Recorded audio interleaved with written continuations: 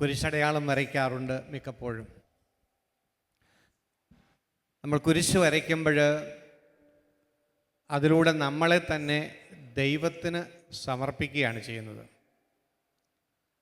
ക്രിസ്തുവിൻ്റെ മുദ്ര നമ്മളിൽ കുത്തുകയാണ്. നമ്മൾ ക്രിസ്തുവിൻ്റെ ആണ് എന്ന് പ്രഖ്യാപിക്കുകയാണ് ഓരോ പ്രാവശ്യവും കുരിശ് വരയ്ക്കുമ്പോൾ ചെയ്യുന്നത്. അപ്പോൾ ക്രിസ്തുവിൻ്റേതായി നമ്മൾ പ്രഖ്യാപിച്ച് കഴിയുമ്പോൾ, ദൈവത്തിനായി സമർപ്പിച്ച് കഴിയുമ്പോൾ അത് ദൈവം ഏറ്റെടുക്കും. അപ്പോൾ ദൈവം നമ്മളുടെ ജീവിതത്തിൽ ഇടപെടാനുള്ള ഒരു വാതിൽ നമ്മൾ തുറന്നു കൊടുക്കുകയാണ് കുരിശ് വരയിലൂടെ ചെയ്യുന്നത്. രണ്ടാമതായി, ദൈവത്തിൻ്റെ പ്രോപ്പർട്ടിയാണ് നമ്മളെന്ന് മുദ്ര കുത്തി കഴിയുമ്പോൾ ദൈവത്തിൻ്റെ പ്രോപ്പർട്ടിയിൽ പിശാചിന് കടന്നു വരാൻ പേടിയായിരിക്കും. ഒരു ബഹിഷ്കരണ പ്രാർത്ഥനയാണ്, പിശാചിനെ ബഹിഷ്കരിക്കുന്ന പ്രാർത്ഥനയാണ് ഈ കുരിശ് വര എന്ന് പറയുന്നത്. അതുപോലെ തന്നെ നമ്മളുടെ ജീവിതത്തിലെ ദൈവം ഇടപെടുന്നതിന് തടസ്സമായി നിൽക്കുന്ന കാര്യങ്ങൾ നീക്കിക്കളയാനുള്ള ഒരു വലിയ ശക്തിയും ഈ കുരിശുവര പ്രാർത്ഥനയ്ക്കുണ്ട്. ആദിമ നൂറ്റാണ്ട് മുതൽ വിശ്വാസികൾ അവരുടെ ജീവിതത്തിലെ ഒരു അവിഭാജ്യ ഘടകമായിട്ട് ഈ കുരിശുവര കണക്കാക്കിയിരുന്നു. പ്രത്യേകിച്ചും രാവിലെ എഴുന്നേൽക്കുമ്പോൾ അവർ ആദ്യം കുരിശ് വരച്ച് പ്രാർത്ഥിക്കുന്നു. യാത്ര പുറപ്പെടുന്ന സമയത്ത് കുരിശ് വരച്ച് പ്രാർത്ഥിക്കും. ഭക്ഷണം കഴിക്കുന്നതിന് മുമ്പ് അവർ കുരിശ് വരച്ച് പ്രാർത്ഥിക്കുന്നു. അതുപോലെ കിടക്കുന്നതിന് മുമ്പ് കുരിശ് വരച്ച് പ്രാർത്ഥിക്കുന്നു. അപ്പോൾ കുരിശ് വര ആദിമ ക്രൈസ്തവ സമൂഹത്തിൻ്റെ ഒരു അവിഭാജ്യ ഘടകമായിരുന്നു. അപ്പോൾ ഈ കുരിശ് വരയിലൂടെ അവർ അവരെ തന്നെ തിന്മയിൽ നിന്ന് സംരക്ഷിക്കുന്നു, ദൈവത്തിനായിട്ട് സമർപ്പിക്കുന്നു. അപ്പം നമ്മൾ എല്ലാ കാര്യങ്ങളും ഒരു പ്രാർത്ഥനയാക്കി മാറ്റുവാൻ ഈ കുരിശ് വരയിലൂടെ നമുക്ക് സാധിക്കും. അപ്പോൾ ഭക്ഷണം കഴിക്കുമ്പോൾ നമ്മൾ കുരിശ് വരച്ച് പ്രാർത്ഥിക്കുമ്പോൾ ആ ഭക്ഷണം നമ്മൾ കർത്താവിന് സമർപ്പിക്കുക, നന്ദി പറയുക, ആശീർവദിക്കുക, വിശുദ്ധീകരിക്കുകയാണ് നമ്മൾ ചെയ്യുന്നത്.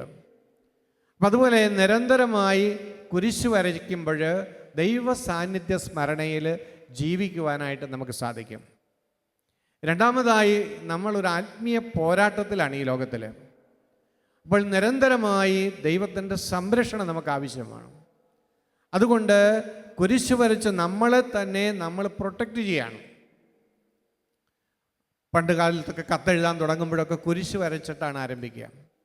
അതിൽ ദൈവത്തിൻ്റെ ഒരു കൃപ വരാൻ വേണ്ടിയാണ്, തിന്മ ഇടപെടാതിരിക്കാൻ വേണ്ടിയാണ്. എഗ്രിമെൻറ്റുകൾ ചെയ്യുമ്പോൾ കുരിശ് വരച്ചിട്ടാണ് ചെയ്തുകൊണ്ടിരുന്നത്. അപ്പം അതുപോലെ കുട്ടികളൊക്കെ അസ്വസ്ഥരാകുമ്പോൾ നെറ്റിയിൽ കുരിശ് വരച്ച് പ്രാർത്ഥിക്കും. അപ്പോൾ കുരിശ് വര നമ്മുടെ ജീവിതത്തിലെ വളരെ പ്രധാനപ്പെട്ടതും അവിഭാജ്യമായിട്ടുള്ളതുമായ ഒരു പ്രാർത്ഥനാ രീതിയാണ്. അത് നമ്മൾ പുനരാരംഭിക്കണം. നമ്മൾ പലപ്പോഴും കുരിശ് വരയ്ക്കാറൊക്കെയുണ്ട്. പക്ഷേ ആത്മീയ ജീവിതത്തിൽ ശക്തി പ്രാപിക്കാൻ ബോധ്യത്തോടുകൂടി, ഭക്തിയോടുകൂടി, വിശ്വാസത്തോടുകൂടി കുരിശ് വരയ്ക്കാൻ നമ്മൾ പരിശീലിക്കണം വീണ്ടും. അത് നമുക്ക് ഒത്തിരിയേറെ ആത്മീയ വളർച്ചയ്ക്ക് കാരണമായിട്ട് തീരും. നിരന്തരമായി ദൈവത്തെ സ്മരിക്കുന്നതിനുള്ളൊരു ഉപാധിയായിട്ട് മാറും. തിന്മകളിൽ നിന്ന് അത് നമ്മളെ സംരക്ഷിക്കുന്ന ഒരു പ്രാർത്ഥനാ കവചമായിട്ട് മാറും. കുരിശ് വരയിലൂടെ പരിശുദ്ധ തൃത്വത്തിൻ്റെ നിഗൂഢമായ ശക്തി റിലീസ് ചെയ്യപ്പെടുകയാണ്. സഭയുടെ ചരിത്രത്തിൽ ഒരുപാട് വിശുദ്ധരുടെ ജീവിതത്തിലേക്ക് നോക്കുമ്പോൾ അവർ കുരിശ് വരച്ച് അനേക രോഗികളെ സുഖപ്പെടുത്തിയ കഥകൾ നമുക്ക് വായിക്കുവാനായിട്ട് സാധിക്കും. കാൻറ്റർബറിയിലെ ആർച്ച് ബിഷപ്പായിരുന്ന വിശുദ്ധ ആൻസലം കൂണി എന്ന സ്ഥലത്തോട് നടക്കുമ്പോൾ ഒരു സ്ത്രീ മനസ്സിൻ്റെ സമനില തെറ്റ് അക്രമാസക്തിയായിട്ട് റോഡിലൂടെ ബഹളം വെച്ച് പോവുകയാണ്. അദ്ദേഹം ആ സ്ത്രീയെ നോക്കിയൊന്ന് കുരിശ് വരച്ചു. പെട്ടെന്ന് ആ സ്ത്രീ സൗഖ്യമുള്ളവളായി, സുബോധമുള്ളവരായിട്ട് മാറി എന്ന് അദ്ദേഹത്തിൻ്റെ ജീവചരിത്രത്തിൽ വായിക്കുന്നുണ്ട്. വിശുദ്ധ വിൻസെൻ്റ് ഫെറർ സഭയിൽ ഏറ്റവും അധികം അത്ഭുതങ്ങൾ ചെയ്തിട്ടുള്ള ഒരു വിശുദ്ധനാണ് വിശുദ്ധ വിൻസെൻ്റ് ഫെറർ. അദ്ദേഹം പ്രസംഗിച്ചു കൊണ്ടിരിക്കുമ്പോൾ ജനങ്ങളെ നോക്കി കുരിശ് വരയ്ക്കുമ്പോൾ നൂറുകണക്കിന് രോഗികൾ ഒരേ സമയത്ത് സൗഖ്യമുള്ളവരായിട്ട് എഴുന്നേൽക്കുന്ന അനുഭവങ്ങൾ രേഖപ്പെടുത്തിയിട്ടുണ്ട്. ക്ലാര പുണ്യവഴുതി ഒരു ദിവസം മഠത്തിലെ രോഗികളുടെ കിടപ്പുമുറിയിലേക്ക് ചെന്ന് 5 രോഗികൾ അവിടെ കിടക്കുന്നുണ്ടായിരുന്നു. അവരുടെ നേരെ നോക്കി കുരിശ് വരച്ചപ്പോൾ തന്നെ 5 പേരും ചാടി എഴുന്നേറ്റു എന്നാണ് പറയുന്നത്. അതുപോലെ വിശുദ്ധ ഫ്രാൻസിസ് സേവ്യർ ഇന്ത്യയിലായിരുന്ന സമയത്ത് ഒരിക്കൽ ഒരു കുഷ്ഠരോഗി ആ കുഷ്ഠരോഗി ഒരുപാട് കഷ്ടപ്പെടുന്നുണ്ട്. ചികിത്സിച്ചിട്ടും പ്രാർത്ഥിച്ചിട്ടും ഒന്നും മാറ്റമൊന്നുമില്ല. അങ്ങനെയിരിക്കെ ഫ്രാൻസിസ് സേവ്യറിൻ്റെ അത്ഭുത സിദ്ധിയെക്കുറിച്ച് അദ്ദേഹം പറഞ്ഞു കേട്ടു. പക്ഷേ പരസ്യമായി ഫ്രാൻസിസ് സേവ്യറിൻ്റെ അടുത്ത് പോകാൻ അദ്ദേഹത്തിന് ധൈര്യമില്ല, നാണക്കേട്. കാരണം ശരീരം മുഴുവനും ചീഞ്ഞളിഞ്ഞ അവസ്ഥയാണ്. അദ്ദേഹം വിശ്വസ്തനായ ഒരു മനുഷ്യനെ പറഞ്ഞു വിട്ടു. തൻ്റെ ദയനീയമായ അവസ്ഥ ഫ്രാൻസിസ് സേവ്യറോട് പറഞ്ഞു. അദ്ദേഹം വീട്ടിൽ വന്ന് പ്രാർത്ഥിക്കണമെന്നുള്ള റിക്വസ്റ്റുമായിട്ടാണ് ഈ മനുഷ്യനെ വിട്ടത്. പക്ഷേ എന്തുകൊണ്ടോ തിരക്കുകൊണ്ട് ഫ്രാൻസിസ് സേവ്യർക്ക് അത്രയും ദൂരം യാത്ര ചെയ്ത് ഈ മനുഷ്യൻ്റെ വീട്ടിൽ പോയി പ്രാർത്ഥിക്കാനുള്ള സാവകാശം വന്നില്ലായിരുന്നു. അതുകൊണ്ട് വിശുദ്ധൻ തൻ്റെ ഒരു സഹചരനെ പറഞ്ഞ് ചട്ടപ്പെടുത്തി ഈ കുഷ്ഠരോഗിയുടെ വീട്ടിലേക്ക് വിട്ടു. എന്നിട്ട് അദ്ദേഹത്തോട് ഇങ്ങനെ പറഞ്ഞു, യേശുക്രിസ്തുവിൻ്റെ സുവിശേഷത്തിലും അവൻ്റെ ദൈവത്വത്തിലും നീ വിശ്വസിക്കുന്നുണ്ടോ എന്ന് ചോദിക്കണം. ഉണ്ട് എന്ന് ആണ് ഉത്തരമെങ്കിൽ അവൻ്റെ നേരെ 3 പ്രാവശ്യം കുരിശ് വരയ്ക്കുക. ഇതാണ് അനുചരനോട് പറഞ്ഞു വിട്ടത്. അങ്ങനെ ഈ മനുഷ്യൻ ചെന്നു ഈ കുഷ്ഠരോഗിയോട് ചോദിച്ചു, യേശുക്രിസ്തുവിലും അവൻ്റെ സുവിശേഷത്തിലും നീ വിശ്വസിക്കുന്നുണ്ടോ? ആ മനുഷ്യൻ ഉണ്ട് എന്ന് പറഞ്ഞപ്പോൾ 3 പ്രാവശ്യം ഇങ്ങനെ കുരിശ് വരച്ചു. പെട്ടെന്ന് ഈ കുഷ്ഠരോഗിയുടെ ശരീരത്തിൽ നിന്ന് പരിപൂർണമായിട്ട് കുഷ്ഠം വിട്ടുമാറുകയും ആ ശരീരം ഒരിക്കലും കുഷ്ഠം പിടിക്കാത്ത ഒരു വ്യക്തിയുടേതുപോലെ മാറി എന്ന് വിശുദ്ധ ഫ്രാൻസിസ് സേവ്യറിനെ കുറിച്ചുള്ള ചരിത്ര കഥകളിൽ പറയുന്നുണ്ട്. അപ്പോൾ ഇങ്ങനെ കുരിശ് വരയ്ക്കുന്നതിലൂടെ വലിയ ദൈവകൃപ ആയിരക്കണക്കിന് ആളുകൾ കഴിഞ്ഞ കാലങ്ങളിൽ സ്വീകരിച്ചിട്ടുണ്ട്. അപ്പോൾ ഇതിനെ നമ്മൾ നിസ്സാരമായിട്ട് കാണരുത്. പ്രത്യേകിച്ചും തിന്മ നിറഞ്ഞ ഈ കാലഘട്ടത്തിൽ നമുക്ക് ദൈവത്തോട് ചേർന്ന് ജീവിക്കാനും തിന്മയ്ക്കെതിരെ പോരാടാനുമുള്ള വലിയ ഒരു ആയുധമായി നമ്മൾ ഈ കുരിശ് വരയെ നമ്മൾ കാണണം. ബോധത്തോടുകൂടി നമ്മളത് ചെയ്യുമ്പോഴത് കിട്ടുകയുള്ളൂ. വിശുദ്ധ കോൺസ്റ്റാന്റിനോപ്പിളിലെ പാത്രിയർക്കീസ് ആയിരുന്ന വിശുദ്ധ ജോൺ ക്രിസോസ്റ്റം പഠിപ്പിക്കുന്നത് എങ്ങനെയാണ്? കുരിശടയാളം വരയ്ക്കാതെ ഒരിക്കലും നിങ്ങളുടെ ഭവനം വിട്ടിറങ്ങരുത്. അത് നിങ്ങൾക്കൊരു വടിയും ആയുധവും ആർക്കും കീഴടക്കാനാകാത്ത കോട്ടയും ആയിരിക്കും. ഈ വിധം ശക്തമായ ആയുധം ധരിച്ചിരിക്കുന്നത് കാണുമ്പോൾ മനുഷ്യരോ പിശാചുക്കളോ നിങ്ങളെ ആക്രമിക്കാൻ ധൈര്യപ്പെടുകയില്ല. പൈശാചിക ശക്തികൾക്കെതിരെ പോരാടാനും നീതിയുടെ കിരീടത്തിനായി യുദ്ധം ചെയ്യാനും തയ്യാറായി നിൽക്കുന്ന ഒരു പോരാളിയാണ് നിങ്ങളെന്ന് ഈ അടയാളം നിങ്ങളെ പഠിപ്പിക്കട്ടെ. കുരിശ് എന്താണ് ചെയ്തതെന്ന കാര്യത്തിൽ നിങ്ങൾ അജ്ഞരാണോ? കുരിശ് മരണത്തെ പൂർണ്ണമായും കീഴടക്കുകയും പാപത്തെ തകർക്കുകയും നരകത്തെ ശൂന്യമാക്കുകയും സാത്താനെ ബഹിഷ്കരിക്കുകയും പ്രപഞ്ചത്തെ വീണ്ടെടുക്കുകയും ചെയ്തു. അതിൻ്റെ ശക്തിയെ ഇനിയും നിങ്ങൾ സംശയിക്കേണ്ടതുണ്ടോ? Price the Lord. അപ്പോൾ അതുകൊണ്ട് നമ്മൾ ഈ കുരിശ് വരയെ ഒരു ആത്മീയ ആയുധമായിട്ട് നമ്മൾ കണ്ടാണ്. നമ്മുടെ മനസ്സിൽ വിദ്വേഷം നിറയുന്നു, ക്ഷമിക്കാൻ പറ്റുന്നില്ല. നമ്മുടെ നെഞ്ചിൽ കുരിശ് വരച്ചുകൊണ്ട് പിതാവിൻ്റെയും പുത്രൻ്റെയും പരിശുദ്ധാത്മാവിൻ്റെ നാമത്തിൽ എൻ്റെ വെറുപ്പ് നിർവീര്യമാകട്ടെ എന്ന് പ്രാർത്ഥിക്കുമ്പോൾ ആ നിമിഷത്തിൽ തന്നെ നമ്മൾ ബലം പിടിച്ച് വെറുപ്പ് മാറ്റാൻ ശ്രമിക്കുന്നതിനേക്കാൾ ഈസിയായി ആ വെറുപ്പ് പോകും. അശുദ്ധമായ ചിന്തകൾ മനസ്സിലേക്ക് കടന്നു വരുമ്പോൾ കുരിശ് വരച്ചുകൊണ്ട് പിതാവിൻ്റെയും പുത്രൻ്റെയും പരിശുദ്ധാത്മാവിൻ്റെയും നാമത്തിൽ അതിനെ നിർവീര്യമാക്കാനായിട്ട് നമുക്ക് സാധിക്കും. രോഗമുള്ള ശരീരഭാഗങ്ങളിൽ പിതാവിൻ്റെയും പുത്രൻ്റെയും പരിശുദ്ധാത്മാവിൻ്റെയും നാമത്തിൽ കുരിശ് വരച്ച് നമ്മൾ പ്രാർത്ഥിക്കുമ്പോൾ ദൈവത്തിൻ്റെ കൃപ അവിടേക്ക് കടന്നു വരുന്നുണ്ടാകും. നമ്മുടെ കുഞ്ഞുങ്ങൾ കാരണമില്ലാതെ അസ്വസ്ഥമാകുമ്പോൾ അവരുടെ നെറ്റിയിൽ കുരിശ് വരച്ചുകൊണ്ട് പ്രാർത്ഥിക്കുമ്പോൾ തിന്മയുടെ ഉപദ്രവങ്ങൾ വിട്ടുപോകും. അപ്പോൾ കുരിശ് വര നമ്മളുടെ അനുദിന ജീവിതത്തിൽ ഒരു വലിയ ശക്തിയുള്ള ഒരു ആയുധമായിട്ട് നമ്മൾ തിരിച്ചറിയണം. നമ്മളത് പ്രാർത്ഥിച്ച് അതിൻ്റെ അനുഗ്രഹം നമ്മൾ സ്വന്തമാക്കണം. നമുക്കൊരു നിമിഷം കണ്ണുകളടയ്ക്കാം. കണ്ണുകളടച്ച് നമുക്ക് പ്രാർത്ഥിക്കാം. നമ്മുടെ നെറ്റിയിൽ കുരിശ് വരച്ചുകൊണ്ട് പ്രാർത്ഥിക്കാം. വിശുദ്ധ കുരിശിൻ്റെ അടയാളത്താലെ ഞാൻ എന്നെയും എൻ്റെ ജീവിതത്തെയും ദൈവത്തിന് ഈ രാത്രിയിൽ സമർപ്പിക്കുന്നു. പിതാവിൻ്റെയും പുത്രൻ്റെയും പരിശുദ്ധാത്മാവിൻ്റെയും നാമത്തിൽ എൻ്റെ അസ്വസ്ഥതകൾ വിട്ടുപോകട്ടെ. നമുക്ക് ഒരുമിച്ച് പറയാം. പിതാവിൻ്റെയും പുത്രൻ്റെയും പരിശുദ്ധാത്മാവിൻ്റെയും നാമത്തിൽ എൻ്റെ ജീവിതത്തിലെ അസ്വസ്ഥതകൾ വിട്ടുപോകട്ടെ. വീണ്ടും നമുക്ക് കുരിശ് വരയ്ക്കാം ബോധ്യത്തോടു കൂടി. നമ്മളുടെ ജീവിതത്തിലെ നമ്മളെ ഭാരപ്പെടുത്തുന്ന പ്രശ്നങ്ങളെ കണ്ടുകൊണ്ട് നമുക്ക് വീണ്ടും പ്രാർത്ഥിക്കാം. പിതാവിൻ്റെയും പുത്രന്റെയും പരിശുദ്ധാത്മാവിന്റെയും നാമത്തിൽ എന്റെ ജീവിതത്തെ അസ്വസ്ഥപ്പെടുത്തുന്ന ഭാരപ്പെടുത്തുന്ന എല്ലാ പ്രശ്നങ്ങളെയും ഞാൻ നിർവീര്യമാക്കുന്നു. പരിശുദ്ധ തൃത്വത്തിന്റെ നിഗൂഢ ശക്തിയാൽ എന്റെ പ്രശ്നങ്ങൾ പരിഹരിക്കപ്പെടട്ടെ. പരിശുദ്ധ തൃത്വത്തിന്റെ നിഗൂഢ ശക്തിയാൽ എന്റെ വേദനകൾ വിട്ടുപോകട്ടെ. പരിശുദ്ധ തൃത്വത്തിന്റെ നിഗൂഢ ശക്തിയാൽ എന്റെ രോഗങ്ങൾ അപ്രത്യക്ഷമാകട്ടെ. നമുക്ക് വീണ്ടും എഴുന്നേറ്റ് നിൽക്കാം. ശരീരത്തിലെ രോഗങ്ങളുള്ള ഭാഗത്ത് നമുക്ക് കുരിശ് വരച്ചുകൊണ്ട് നമുക്ക് മനസ്സുകൊണ്ട് പ്രാർത്ഥിക്കുക. നിങ്ങളുടെ ശരീരത്തിൻ്റെ ഏത് ഭാഗത്താണോ ഇപ്പോൾ രോഗത്തിൻ്റെ പീഡകളുള്ളത്, വേദനയുള്ളത്, അവിടെയെല്ലാം വിശ്വാസത്തോടെ കുരിശ് വരച്ചുകൊണ്ട് ഞങ്ങൾ പ്രാർത്ഥിക്കുക. പിതാവിൻ്റെയും പുത്രൻ്റെയും പരിശുദ്ധാത്മാവിൻ്റെയും നാമത്തിൽ എൻ്റെ രോഗം വിട്ടുപോകട്ടെ, എൻ്റെ വേദന വിട്ടുപോകട്ടെ, എൻ്റെ തളർച്ച വിട്ടുപോകട്ടെ. എല്ലാവരും ബോധ്യത്തോടെ പ്രാർത്ഥിച്ചു കൊണ്ടിരിക്കുക, ആവർത്തിച്ച് പ്രാർത്ഥിച്ചു കൊണ്ടിരിക്കുക. രോഗത്തിൻ്റെ പീഡകളെല്ലാം വിട്ടുപോകട്ടെ, തിന്മയുടെ സ്വാധീനങ്ങൾ ശരീരത്തിൽ നിന്ന് അകന്നു പോകട്ടെ, ബന്ധനങ്ങൾ അഴിയട്ടെ, കർത്താവിൻ്റെ സ്വാതന്ത്ര്യം നമ്മുടെ ജീവിതത്തിലേക്ക് കടന്നു വരട്ടെ. പിതാവേ, അവിടുന്ന് ഈ നിമിഷങ്ങളിൽ അങ്ങേ പുത്രൻ്റെ നാമത്തിൽ ഞങ്ങളെ അനുഗ്രഹിക്കണമേ. പരിശുദ്ധാത്മാവെ, ഞങ്ങളുടെ ശരീരത്തിലേക്ക് അങ്ങ് കടന്നു വരണമേ. അങ്ങയുടെ ശക്തി ഞങ്ങളിലേക്ക് അയക്കണമേ. അങ്ങയുടെ കൃപ ഞങ്ങളിലേക്ക് അയക്കണമേ. ഹല്ലേലൂയ, ഹല്ലേലൂയ. യേശുവേ നന്ദി, യേശുവേ സ്തോത്രം.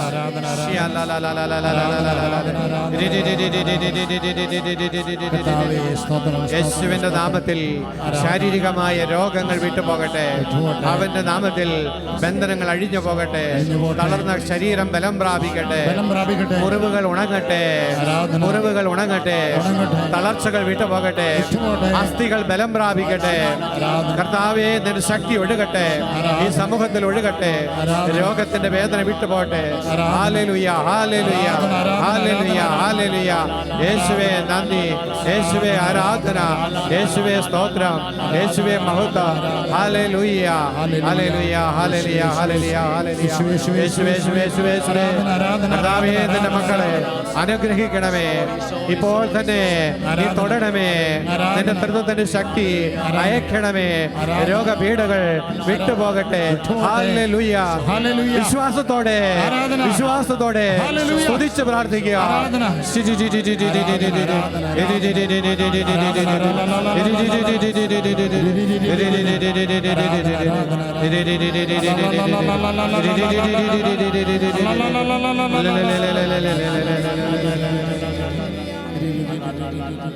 വിശുദ്ധ കുരിശിന്റെ അടയാളത്താലേ എന്നെ രക്ഷിക്കാം എന്റെ തമ്പുരാനേ.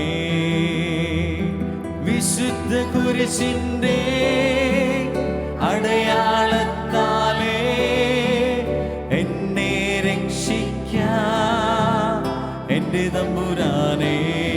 ബോധ്യത്തോടെ എല്ലാവരും ചേർന്ന് വിശുദ്ധ കുരിശിന്റെ അടയാളത്താലേ എന്നെ രക്ഷിക്കാം എന്റെ തമ്പുരാനേ. എല്ലാ രോഗാവസ്ഥകളും സമർപ്പിച്ചുകൊണ്ട് വിശുദ്ധ കുരിശിന്റെ അടയാളത്താലേ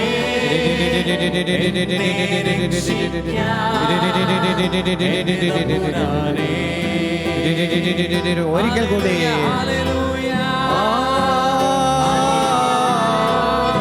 കർത്താവേ, കർത്താവേ, കർത്താവേ, ശക്തി അയക്കണമേ. പിതാവേ, യേശുവിന്റെ നാമത്തിൽ കൃപയൊഴുക്കണമേ. കെട്ടുകൾ അഴിക്കണമേ. പരിശുദ്ധാത്മാവേ, അങ്ങയുടെ മക്കളെ സന്ദർശിക്കണമേ. കൃപയൊഴിക്കണമേ.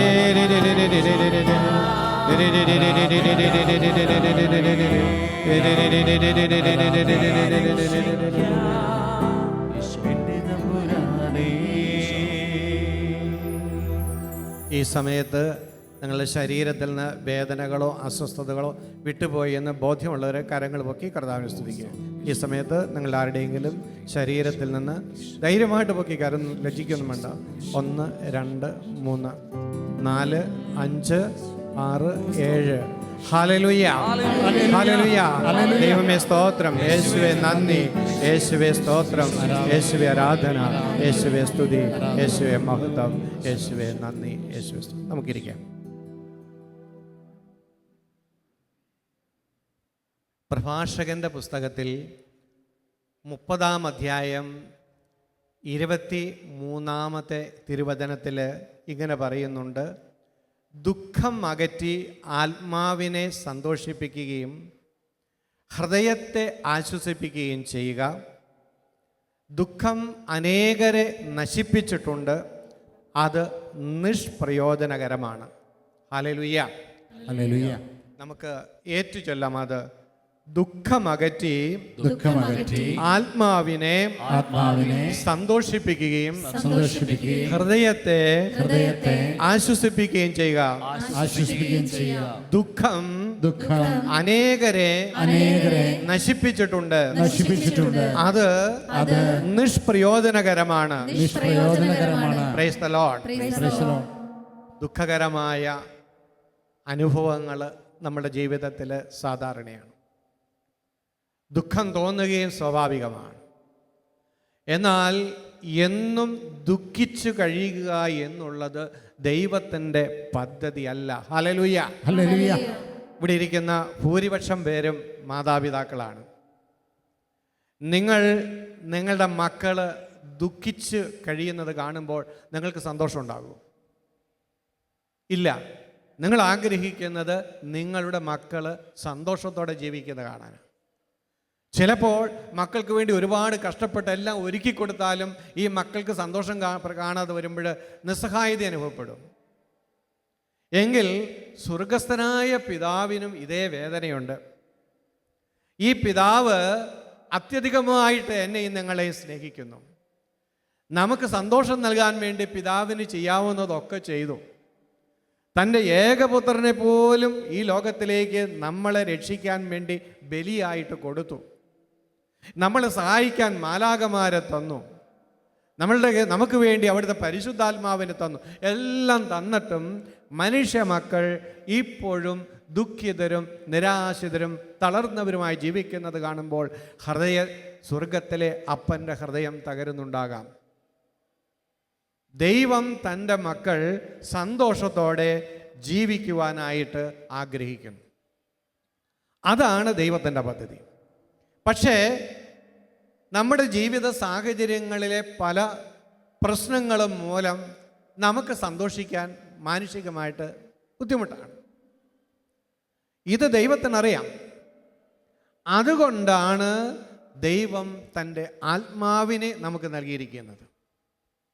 പരിശുദ്ധാത്മാവിൻ്റെ കൃപയിലൂടെ ഏത് സാഹചര്യത്തിലും സന്തോഷമുള്ളവരായി ജീവിക്കുവാൻ മനുഷ്യന് സാധിക്കും. Price the Lord. അതുകൊണ്ടാണ് പൗലോസും സീലാസും ജയിലറയിൽ സ്തോത്രം പാടി സന്തോഷത്തോടെ ദൈവത്തെ സ്തുതിച്ചത്. നമുക്ക് സന്തോഷിക്കാൻ കഴിയാത്തത് എൻ്റെ ജീവിതത്തിൽ ഒരുപാട് പ്രശ്നങ്ങൾ ഉള്ളതുകൊണ്ടല്ല. നമുക്ക് സന്തോഷിക്കാൻ കഴിയാത്തത് എൻ്റെ വേദന കൊണ്ടല്ല. നമുക്ക് സന്തോഷിക്കാൻ കഴിയാതെ വരുന്നത് പരിശുദ്ധാത്മാവിൻ്റെ കുറവ് കൊണ്ടാണ്. കരങ്ങൾ ഉയർത്തി ഹല്ലേലൂയ, ഹല്ലേലൂയ. പ്രിയപ്പെട്ടവരെ, ദൈവത്തിൻ്റെ ആത്മാവിൽ നിറയുമ്പോൾ ഏത് സാഹചര്യത്തിലും സന്തോഷിക്കുവാനായിട്ട് നമുക്ക് സാധിക്കും. ദുഃഖം അതൊരു വികാരം, അത് എല്ലാവർക്കും വരും, എത്ര ആത്മീയമായിട്ട് വളർന്നാലും വരും. പക്ഷെ നമുക്കറിയാം, വികാരം എന്ന് പറഞ്ഞാൽ അത് സ്ഥിരതയില്ലാത്തത്, മാറിക്കൊണ്ടിരിക്കുന്ന ഇമോഷനാണ്. അത് ചലിച്ചുകൊണ്ടിരിക്കുന്നതാണ്. അത് കടന്നു പോകേണ്ടതാണ്. ദുഃഖമെന്ന അനുഭവം ഉണ്ടായിരുന്നു, അത് കടന്നു പോകണം. പക്ഷേ ഈ ദുഃഖം കടന്നു പോകാതെ മാറാതെ നമ്മുടെ മനസ്സിൽ ജീവിതത്തിൽ നിറഞ്ഞു നിൽക്കുമ്പോഴെന്ത് പറ്റുന്നു? ദുഃഖം നമ്മുടെ ജീവിതത്തെക്കുറിച്ചുള്ള ദൈവത്തിൻ്റെ പദ്ധതിയെ തകർത്ത് കളയാണ്. എപ്പോഴും ദുഃഖിച്ചു കൊണ്ടിരിക്കുന്നവർക്ക് ദൈവ സാന്നിധ്യ സ്മരണ നഷ്ടപ്പെട്ടു പോകും. ദൈവ സാന്നിധ്യം അനുഭവിക്കാൻ പറ്റുകയില്ല. എപ്പോഴും ദുഃഖിച്ചുകൊണ്ടിരിക്കുന്നവർക്ക് ജീവിതത്തിൽ സന്തോഷിക്കാനുള്ള സാഹചര്യങ്ങളൊക്കെ കിട്ടിയാലും സന്തോഷിക്കാൻ പറ്റുകയില്ല. എപ്പോഴും ദുഃഖിച്ചുകൊണ്ടിരിക്കുന്നവരുടെ ജീവിതത്തിൽ ആത്മവിശ്വാസം കെട്ടുപോകും, പ്രത്യാശയില്ലാതായി പോകും. എപ്പോഴും ദുഃഖിച്ചുകൊണ്ടിരിക്കുമ്പോൾ ജീവിതം ഭൂതകാലത്തിൽ തളയ്ക്കപ്പെടുകയാണ്. ജീവിതമെന്ന് പറയുന്നത് വർത്തമാനകാലമാണ്. ഈ വർത്തമാനകാലത്തിലേക്ക് മനസ്സിന് കടന്നു വരാൻ പറ്റുന്നില്ല. കഴിഞ്ഞ കാലങ്ങളിൽ കുടുങ്ങിക്കിടക്കുന്നത് കൊണ്ട് നമ്മുടെ ജീവിതം ഫലദായകമല്ലാതായിത്തീരും. നമ്മൾ ദുർബലരായിത്തീരും. ദൈവം നമുക്ക് തരുന്ന അവസരങ്ങൾ ഉപയോഗിക്കാൻ പറ്റാതെ വരും. ദൈവം നമുക്ക് തന്നിരിക്കുന്ന കഴിവുകൾ ഇന്നത്തെ ജീവിതത്തിൽ ഉപയോഗിക്കാൻ പറ്റാതെ വരും. ദുഃഖം നമ്മളെ ജയിലിൽ ഇടുന്നത് പോലെയാണ്. അതുകൊണ്ട് ദുഃഖത്തിൻ്റെ തടവറയിൽ നിന്ന് പുറത്ത് കടന്നാലേ നമുക്ക് സന്തോഷിക്കാൻ സാധിക്കുകയുള്ളൂ. ദൈവമക്കളെ പോലെ ജീവിക്കുവാനായിട്ട് നമുക്ക് സാധിക്കുകയുള്ളൂ. ഇത് ഏതെങ്കിലും മേഖലകളിൽ നമ്മളുടെ മനസ്സിപ്പോഴും കെട്ടപ്പെട്ടാ കിടക്കുന്നതെങ്കിൽ അവിടെ നിന്ന് ഒരു വിമോചനം നമുക്ക് ആവശ്യമാണ്. ഈ രാത്രിയിൽ നമ്മളിത് പ്രാർത്ഥിച്ച് വാങ്ങണം. ചിലരൊക്കെ ഓർത്തോർത്ത് ഇങ്ങനെ സങ്കടപ്പെട്ടുകൊണ്ടിരിക്കും. ചില കാര്യങ്ങൾ എപ്പോഴും ഇങ്ങനെ ഓർക്കും. പ്രാർത്ഥിക്കുമ്പോഴൊക്കെ കർത്താവിന് സമർപ്പിക്കുമെങ്കിലും പിന്നെയും അതോർത്ത് സങ്കടപ്പെട്ടുകൊണ്ടിരിക്കും. കഴിഞ്ഞ മാസത്തെ ഷാലോം മാസികയിൽ ഞാൻ എനിക്കിഷ്ടപ്പെട്ട ഒരു ലേഖനം വായിച്ചു. അതിതാണ്, നേർച്ചപ്പെട്ടിയിൽ ഇട്ടതിനെ ഓർത്ത് ദുഃഖിക്കുന്നവർ. അതാണ് ആ ലേഖനത്തിന് തലക്കെട്ട്. നേർച്ചപ്പെട്ടിയിൽ ഇട്ടതിനെ ഓർത്ത് വിഷമിക്കുന്നവർ. അപ്പോൾ എന്താണെന്ന് എനിക്ക് മനസ്സിലായി. നേർച്ചപ്പെട്ടിയിൽ ഇട്ടതിനെ ഓർത്ത് വിഷമിക്കുന്നവർ. കാര്യം ഇതാണ്, ഒരു സഹോദരി തൻ്റെ സ്കൂട്ടറിൽ ഓഫീസിലേക്ക് വരികയാണ്. പോരുന്ന വഴി ഏതാനും മാസങ്ങൾക്ക് മുമ്പാണ് പെട്ടെന്ന് റോഡിലൊക്കെ ഒരു കുണ്ടും കുഴിയും ചെളിയൊക്കെയാണ്. ഈ ചെളി ഒഴിവാക്കി പോരുന്നതിനിടയിൽ സ്കൂട്ടർ മറഞ്ഞു. അവളുടെ ശരീരത്തിൽ ചെറിയ മുറിവുകളുണ്ടായി. വസ്ത്രം മുഴുവനും നനഞ്ഞു. സ്കൂട്ടറിനും ചെറിയ കേടുപാടുകളുണ്ടായി. ആകെ വിഷമമായി. ആളുകൾ ഓടിക്കൂടി ചമ്മലായി, നാണക്കേടായി. ശരീരത്തിൻ്റെ വേദന, മനസ്സിൻ്റെ വേദന. അപ്പോൾ 1-ാം തീയതിയാണ്, മാസത്തിലെ ആദ്യ ദിവസം. ദൈവമേ, 1-ാം തീയതി തുടക്കം ഇങ്ങനെ ആയല്ലോ എന്നൊക്കെ ഓർത്ത് അവൾ അസ്വസ്ഥതയായി.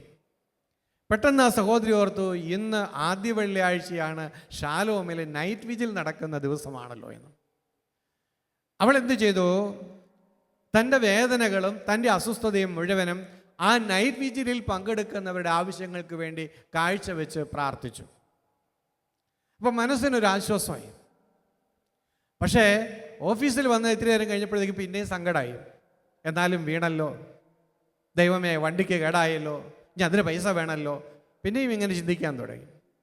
അങ്ങനെ ചിന്തിച്ചുകൊണ്ടിരുന്നപ്പോൾ ദൈവത്തിൻ്റെ ആത്മാവ് ആ മകൾക്ക് കൊടുത്ത ഒരു വെളിപാട് ഇതാണ്.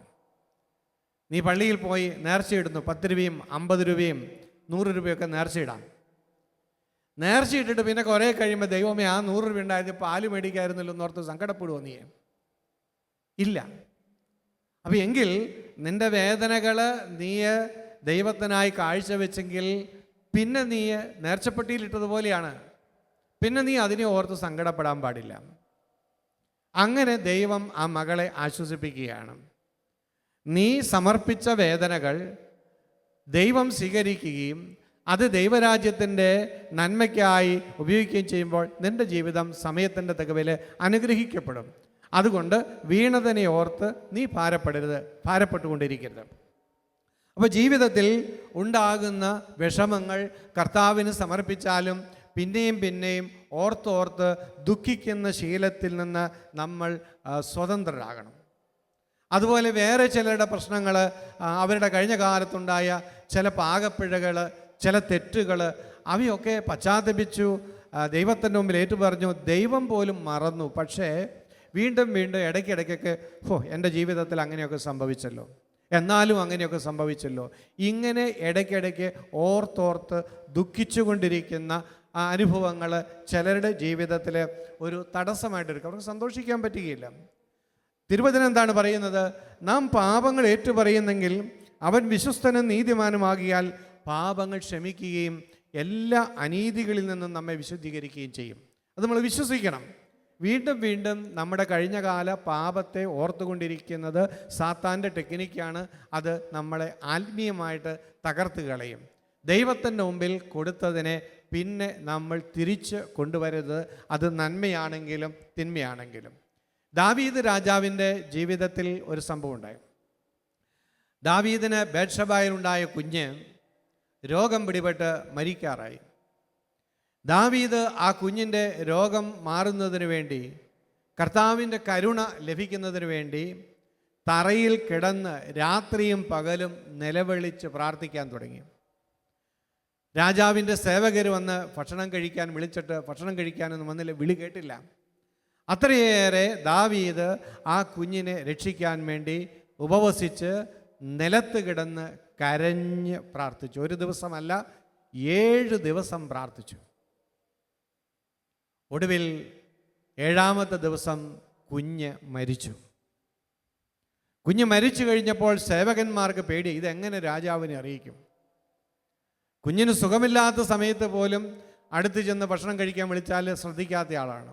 അപ്പോൾ കുഞ്ഞ് മരിച്ചു എന്ന് പറഞ്ഞാൽ രാജാവിന് അത് താങ്ങാൻ പറ്റുമോ? ഇതായിരുന്നു ചിന്ത. പക്ഷേ അവർ രാജാവിനെ വിവരം അറിയിച്ചു കഴിഞ്ഞപ്പോൾ രാജാവ് പെട്ടെന്ന് കരച്ചിൽ നിർത്തി, ഉപവാസം നിർത്തി. അദ്ദേഹം എഴുന്നേറ്റ് ഓടിപ്പോയി കുളിച്ചു, ദേവാലയത്തിൽ പോയി ആരാധിച്ചു, ഭക്ഷണം കഴിക്കാൻ വേണ്ടിയിരുന്നു. സേവകർക്ക് ഞെട്ടലായി. ഇത്രയും ദിവസം കുഞ്ഞ് രോഗിയായിരുന്നപ്പോൾ ഭക്ഷണം പോലും വേണ്ട എന്ന് വെച്ച് എല്ലാ കാര്യങ്ങളും വിസ്മരിച്ച് കുഞ്ഞിന് വേണ്ടി നിലവിളിച്ചു കൊണ്ടിരുന്ന രാജാവ് കുഞ്ഞ് മരിച്ചതോടുകൂടി കരച്ചിലും നിർത്തി, ഉപവാസവും നിർത്തി, വളരെ കുളിച്ച് തൈലം പൂശി എന്നാണ് ബൈബിളിൽ പറയുന്നത്. തൈലം പൂശി ഭക്ഷണം കഴിച്ച് നല്ല കുട്ടപ്പനായിട്ട് ഇങ്ങനെ ഇരിക്കുകയാണ്. അപ്പോൾ സേവകർക്ക് ഈ പെരുമാറ്റം മനസ്സിലായില്ല.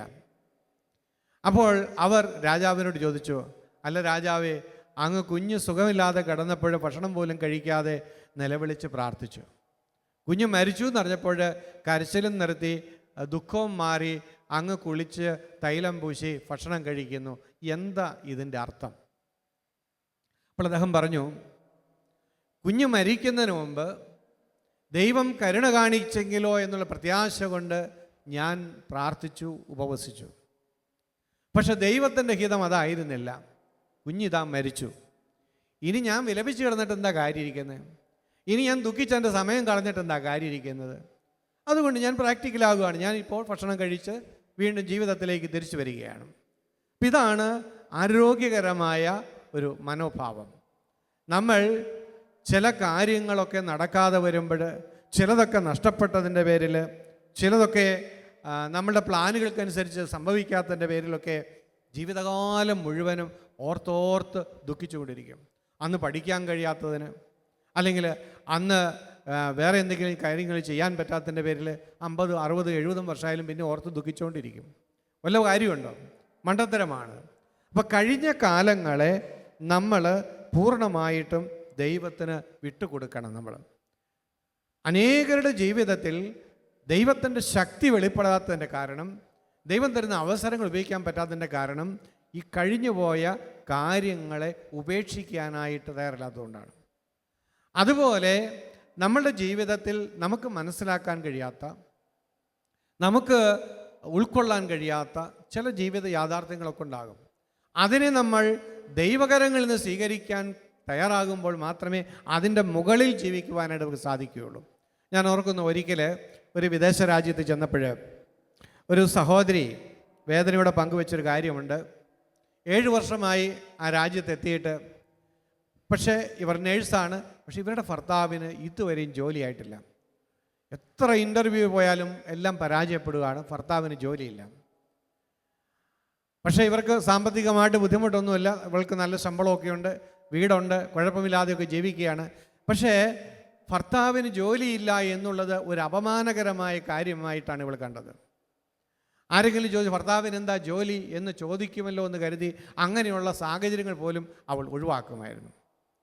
മാത്രമല്ല, ഇത് ഭർത്താവിൻ്റെ പിടിപ്പുകേടുണ്ടെന്നുള്ള ചിന്തയിൽ ഭർത്താവിനോടൊരു പുച്ഛവും ദേഷ്യവും ഒക്കെയാണ്.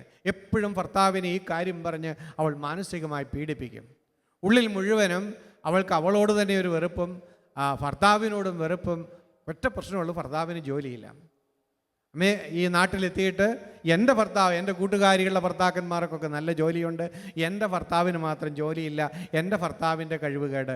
ഇങ്ങനെ ഈ ചിന്ത വന്ന് ദുഃഖിച്ച് ഭർത്താവിനോടുള്ള അരിശവുമായിട്ട് അവരുടെ ജീവിതം ആകെ അങ്ങോട്ട് ഡിസോർഡറായിപ്പോയി. പക്ഷേ അവരൊരു ഷാലോം ഫെസ്റ്റിവൽ കൂടിയ സമയത്ത് ആണ് എന്നോട് ഈ കാര്യങ്ങൾ പറയുന്നത്. അപ്പോൾ ഇങ്ങനെ ഇതിനെ വേറൊരു കാഴ്ചപ്പാടിൽ കാണാനായിട്ട് ആ ഫെസ്റ്റിവലിലൂടെ ദൈവത്തിൻ്റെ ആത്മാവ് അവൾക്ക് പ്രചോദനം കൊടുത്തു. അവൾ അതുവരെയും ചിന്തിച്ചിരുന്നത് ഭർത്താവിന് ജോലിയില്ലാത്തത് എൻ്റെ ജീവിതത്തിലെ ഒരു നഷ്ടവും അപമാനകരവുമായ കാര്യമായിട്ടാണ് കാണുന്നത്. എന്നാൽ പരിശുദ്ധാത്മാവ് ആ മകളിൽ വന്നു കഴിഞ്ഞപ്പോൾ അവൾ തിരിച്ച് ചിന്തിക്കാൻ തുടങ്ങി. എൻ്റെ ഭർത്താവിന് ഇപ്പോൾ ജോലിയില്ലാത്തത് കൊണ്ട് എൻ്റെ കുഞ്ഞുങ്ങൾക്ക് പിതാവിൻ്റെ സ്നേഹവും പരിചരണവും എല്ലാം നന്നായിട്ട് കിട്ടുന്നുണ്ട്, എൻ്റെ കൂട്ടുകാരുടെ മക്കൾക്കൊന്നും അത് കിട്ടുന്നില്ല. ദൈവമേ, ഇതെന്തൊരു ഭാഗ്യപ്പെട്ട അവസ്ഥയാണ്. ഞാൻ ജോലി കഴിഞ്ഞ് ക്ഷീണിച്ചു വരുമ്പോൾ വീട്ടിലെ കാര്യങ്ങളെല്ലാം ഭർത്താവ് ചെയ്തു വെക്കുന്നത് കൊണ്ട് എനിക്ക് വിശ്രമിക്കാൻ ഇഷ്ടം പോലെ സമയമുണ്ട്. എന്നാൽ എൻ്റെ സുഹൃത്തുക്കൾക്കൊന്നും വീട്ടിൽ ചെന്നാൽ വിശ്രമിക്കാൻ നേരമില്ല. ഇതെന്തൊരു ഭാഗ്യമാണ്. അങ്ങനെ അവൾ തിരിച്ചു ചിന്തിക്കാൻ തുടങ്ങി. അങ്ങനെ തിരിച്ചു ചിന്തിച്ചപ്പോൾ ഭർത്താവിൻ്റെ ജോലിയില്ലാത്ത അവസ്ഥ ഒരു അപമാനകരം എന്നതിനേക്കാളേറെ കുടുംബത്തിനും മക്കളുടെ ആ കാലഘട്ടത്തിനും ഒരു ആവശ്യമാണെന്നുള്ള തിരിച്ചറിവിലെത്തിയപ്പോൾ അവൾക്ക് ഭർത്താവിനെ സ്നേഹിക്കാനും ബഹുമാനിക്കാനും ഒക്കെ തുടങ്ങി. അങ്ങനെ അവളുടെ ജീവിതത്തിലേക്ക് സന്തോഷം കടന്നു വന്നു. അങ്ങനെ വന്നപ്പോൾ ദൈവം അവളുടെ ഭർത്താവിന് ജോലി കൊടുക്കുകയും ചെയ്തു. Price the Lord. ചിലപ്പോഴൊക്കെ നമ്മുടെ ചില മനോഭാവങ്ങൾ മാറാൻ വേണ്ടി, നമ്മളെ വിശദീകരിക്കാൻ വേണ്ടിയാണ് ചില പ്രാർത്ഥനകളുടെ എല്ലാം ഉത്തരങ്ങൾ വൈകിക്കൊണ്ടിരിക്കുന്നത്. അപ്പം നമ്മൾ ദുഃഖിക്കുന്നതിൻ്റെ കാരണം തെറ്റായ കാഴ്ചപ്പാടുകളാണ്. തെറ്റായ രീതിയിൽ ജീവിത സാഹചര്യങ്ങളെ കാണുന്നത് കൊണ്ട്, വ്യക്തികളെ കാണുന്നത് കൊണ്ട് ആവശ്യമില്ലാതെ നമ്മൾ ദുഃഖിച്ചു കൊണ്ടിരിക്കും. അപ്പോൾ ദൈവം കാണുന്ന കാഴ്ചപ്പാട് നമുക്കുണ്ടാകണം. ഈ കാഴ്ചപ്പാട് എങ്ങനെയാണ് നമുക്ക് കിട്ടുക? ദൈവത്തിൻ്റെ പരിശുദ്ധാത്മാവ് കൊണ്ട് നമ്മൾ ഓരോരുത്തരും നിറയപ്പെടുമ്പോഴാണ്. അങ്ങനെ ദൈവത്തിൻ്റെ കാഴ്ചപ്പാട് കൊണ്ട് നിറയപ്പെട്ട് കഴിയുമ്പോൾ പല പ്രശ്നങ്ങളും പ്രശ്നങ്ങൾ അല്ല എന്ന് തോന്നും.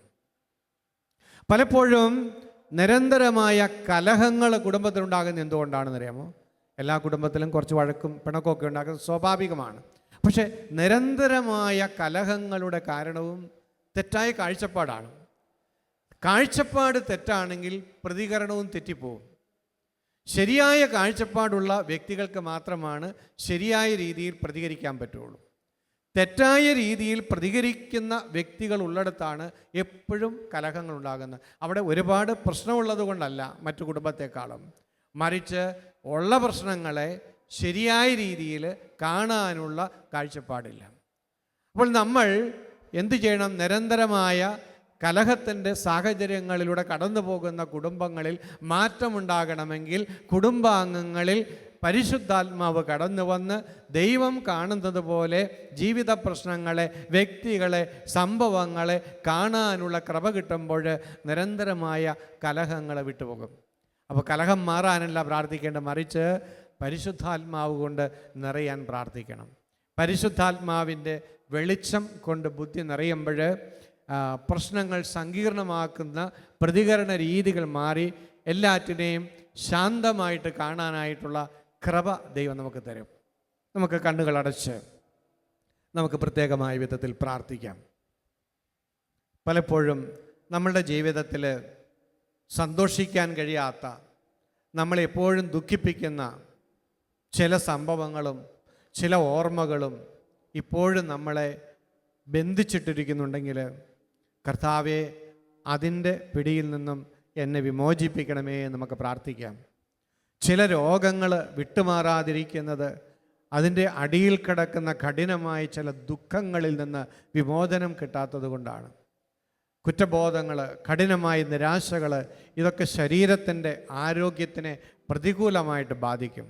അതുകൊണ്ട് നമുക്ക് ഈ രാത്രിയിൽ തമ്പുരാൻ്റെ കരങ്ങളിലേക്ക് സമർപ്പിക്കാം. എപ്പോഴും ദുഃഖിപ്പിക്കുന്ന ഓർമ്മകൾ, ദുഃഖത്തിലേക്ക് നമ്മളെ തള്ളിവിടുന്ന സാഹചര്യം, ദുഃഖത്തിലേക്ക് തള്ളിവിടുന്ന വ്യക്തികൾ, ഇവരെയെല്ലാം നമുക്ക് കർത്താവിന് കൊടുക്കാം. കർത്താവ് അനുവദിച്ചതാണിത്. അവിടുന്നാണ് എൻ്റെ ജീവിതത്തിലേക്ക് ഈ സാഹചര്യം കൊണ്ടുവന്നിരിക്കുന്നത് എങ്കിൽ അതിലൂടെ ദൈവം എന്നെ വളർത്താൻ ആഗ്രഹിക്കുന്നു, എന്നെ ബലപ്പെടുത്താൻ ആഗ്രഹിക്കുന്നു. അത് എന്നെ തളർത്തുക എന്നുള്ളത് ദൈവ പദ്ധതി അല്ല. ദൈവമേ, ഈ രാത്രിയിൽ എന്നെ ഭാരപ്പെടുത്തുന്ന, എന്നെ വിഷമിപ്പിക്കുന്ന, എന്നെ നിരന്തരം ദുഃഖിപ്പിക്കുന്ന ജീവിത യാഥാർത്ഥ്യങ്ങളെ തിരുമുമ്പിലേക്ക് ഞാൻ ഉയർത്തുകയാണ്. എൻ്റെ ഹൃദയത്തിൽ നിന്ന് അത് ഏറ്റെടുക്കണമേ. എന്നെ ഈ രാത്രിയിൽ സ്വതന്ത്രമാക്കണമേ. കർത്താവേ, എനിക്ക് സന്തോഷിക്കാൻ പറ്റുന്നില്ല ദൈവമേ. എൻ്റെ വിഷാദ ഭാവങ്ങൾ എടുത്തു കളയണമേ. എൻ്റെ ദുഃഖം എടുത്തു കളയണമേ. കർത്താവേ, എൻ്റെ ഹൃദയത്തിലേക്ക് ആനന്ദം നീ അയച്ചു തരണമേ. എനിക്ക് സന്തോഷിക്കാനുള്ള കൃപ നൽകണമേ. കർത്താവേ, നിന്റെ കൃപ ഇന്ന് എൻ്റെ മേൽ ഒഴുകട്ടെ. കരങ്ങൾ സ്വർഗത്തിലേക്ക് ഉയർത്തി നമുക്ക് പ്രത്യേകം പ്രാർത്ഥിക്കാം. കർത്താവേ, നിന്റെ ആനന്ദത്തിൻ്റെ തൈലം കൊണ്ട് എന്നെ ഇന്ന് പൂശണമേ. സന്തോഷത്തിന്റെ അരൂപി കൊണ്ട് എന്നെ നിറയ്ക്കണമേ. നിന്റെ കൃപ കൊണ്ട് എന്നെ നിറയ്ക്കണമേ.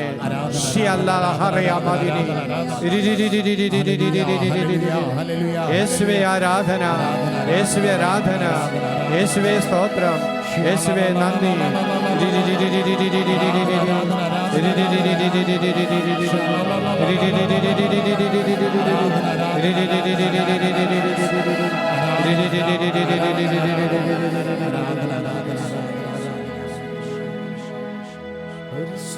പരിശുദ്ധാത്മാവേ കനിയണമേ,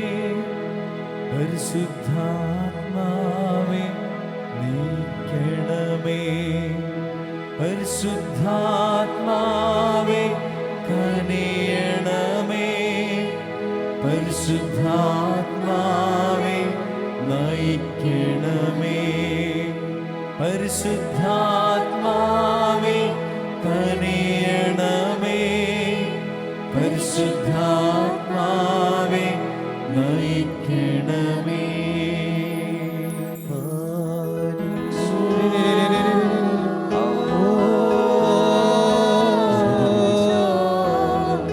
ആനന്ദത്തിന്റെ ആത്മാവേ വീശണമേ.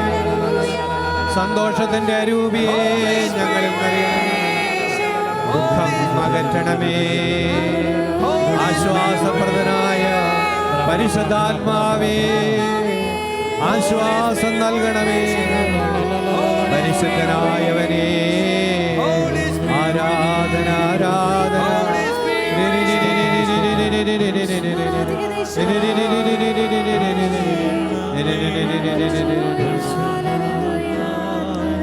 മദ്യപാനിയായ പിതാക്കന്മാരിലൂടെ ബാല്യകാലത്തുണ്ടായ വിഷാദത്തിൻ്റെയും ഭയത്തിൻ്റെയും അപകർഷതാബോധത്തിൻ്റെയും തടവറയിൽ നിന്ന് കർത്താവ് 3 വ്യക്തികൾക്ക് വിടുതൽ നൽകുന്നുണ്ട്.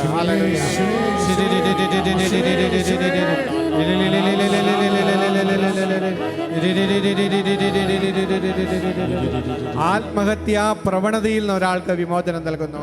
യേശുവേ നന്ദി, യേശുവേ ആരാധന, യേശുവേ സ്തോത്രം, യേശുവേ മഹത്വം. പരിശുദ്ധാത്മാവേ ഹൃദയങ്ങളെ സ്നേഹം കൊണ്ട് നിറയ്ക്കണമേ, സന്തോഷം കൊണ്ട് നിറയ്ക്കണമേ, കൃപ കൊണ്ട് നിറയ്ക്കണമേ. യേശുവേ നന്ദി, യേശുവേ സ്തോത്രം, യേശുവേ നന്ദി, യേശുവേ സ്തോത്രം, യേശുവേ നന്ദി, യേശുവേ സ്തോത്രം, യേശുവേ നന്ദി, യേശുവേ സ്തോത്രം, യേശുവേ നന്ദി, യേശുവേ നന്ദി. Price the Lord.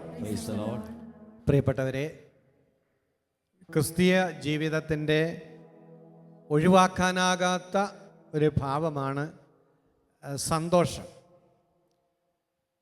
സന്തോഷമില്ലാത്ത ക്രിസ്ത്യാനി അല്ല. അതുകൊണ്ടാണ് ഈ ദുഃഖം അകറ്റണ കാര്യം വളരെ വ്യക്തമായിട്ട് പറയുന്നത് ബൈബിള്. എപ്പോഴും സന്തോഷത്തോടു കൂടി ഇരിക്കുവാനാണ് ദൈവത്തിൻ്റെ വചനം നമ്മളെ പഠിപ്പിക്കുന്നത്.